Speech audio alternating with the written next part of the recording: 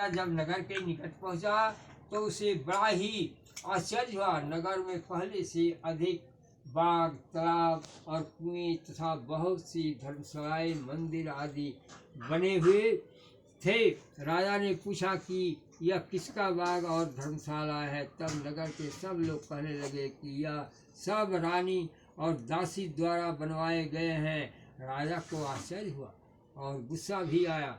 जब रानी ने खबर सुनी कि राजा आ रहे हैं तो उसने अपनी दासी से कहा, हे दासी, देख, राजा हमको कितनी बुरी हालत में छोड़ गए थे, वह हमारी ऐसी हालत देखकर लौट न जाए, इसलिए तू दरवाजे पर खड़ी हो जा।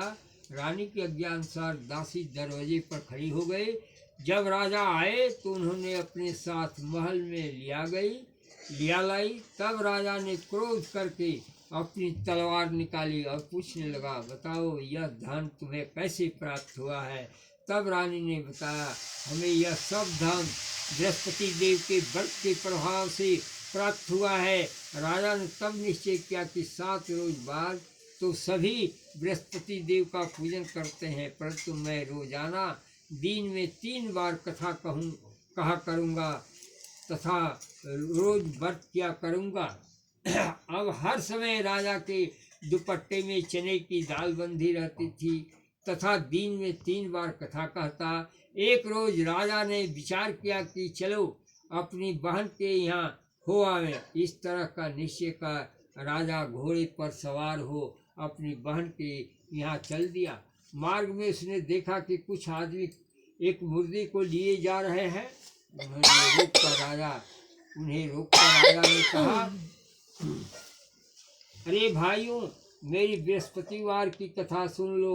वे बोले, तो हमारा तो आदमी मर गया है, इसको अपनी कथा की पड़ी है। परंतु कुछ आदमी बोले, अच्छा कहो, हम तुम्हारी कथा भी सुनेंगे। राजा ने दाल निकाली और कथा कहनी शुरू कर दी।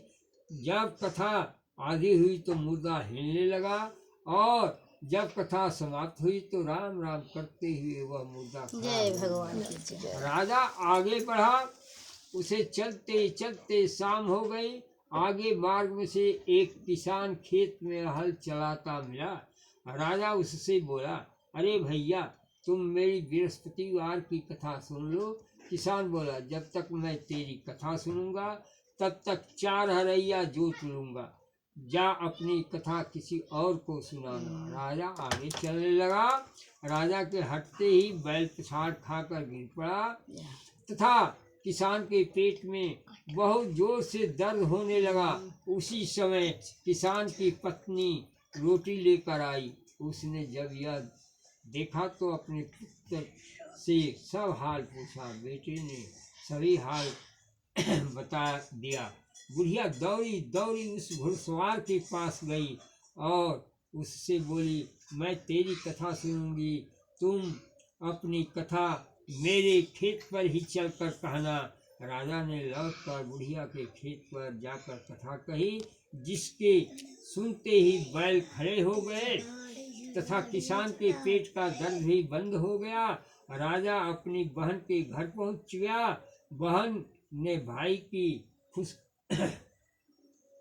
खूब मेहमानी की। दूसरे रोज प्रातःकाल राजा जागा तो वह देखने लगा कि सब लोग भोजन कर रहे हैं।